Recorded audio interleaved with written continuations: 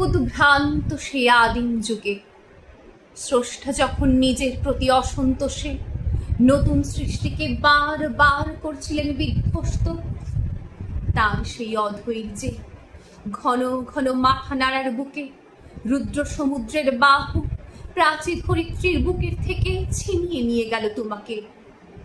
Africa বাঁধলে তোমাকে বনস্পতির নিবিড় পাহারায়, কৃপণ আলোর অন্তঃপুরে, সেখানে নিভৃত অবকাশে তুমি সংগ্রহ করছিলে দুর্গমের রহস্য, চিনছিলে জল স্থল আকাশের দুর্বোধ সংকেত।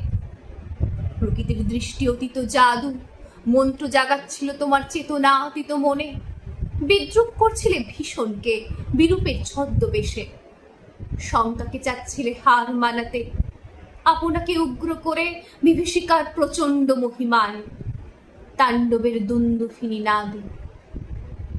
হায় ছায়াবৃতা, কালো ঘুমটার নিচে অপরিচিত ছিল তোমার মানব রূপ, উপেক্ষার আবেল দৃষ্টিতে।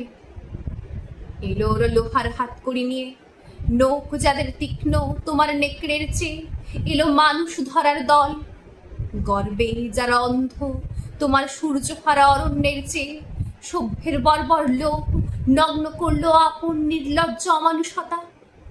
তোমার ভাষাহীন ক্রন্দনে বাষ্পাকুল অরণ্য পথে পঙ্কিল হলো ধুলি তোমার রক্তে অশ্রুতে মিশে।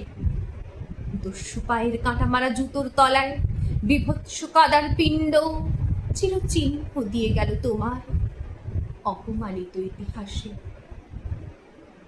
সমুদ্র পারে সেই মুহূর্তেই তাদের পাড়ায় পাড়ায় মন্দিরে বাজছিল পূজার ঘণ্টা, সকালে সন্ধ্যায় দয়াময় দেবতার নামে। শিশুরা খেলছিল মায়ের কোলে, কবির সঙ্গীতে বেজে উঠছিল সুন্দরের আরাধনা। আজ যখন পশ্চিম দিগন্তে প্রদোষকাল ঝঞ্ঝা বাতাসের ঊর্ধ্বশ্বাস, যখন গুপ্ত গহ্বর থেকে পশুরা বেরিয়ে এলো, অশুভ ধ্বনিতে ঘোষণা করলো দিনের অন্তিম কাল, এই সুযুগান্তের কবি আসন্ন সন্ধ্যার শেষ রশ্মি পাতে দাঁড়াও ওই মানহার মানবীর দ্বারে, বলো ক্ষমা করো।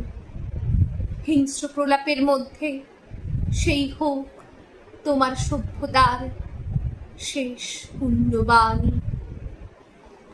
নমস্কার।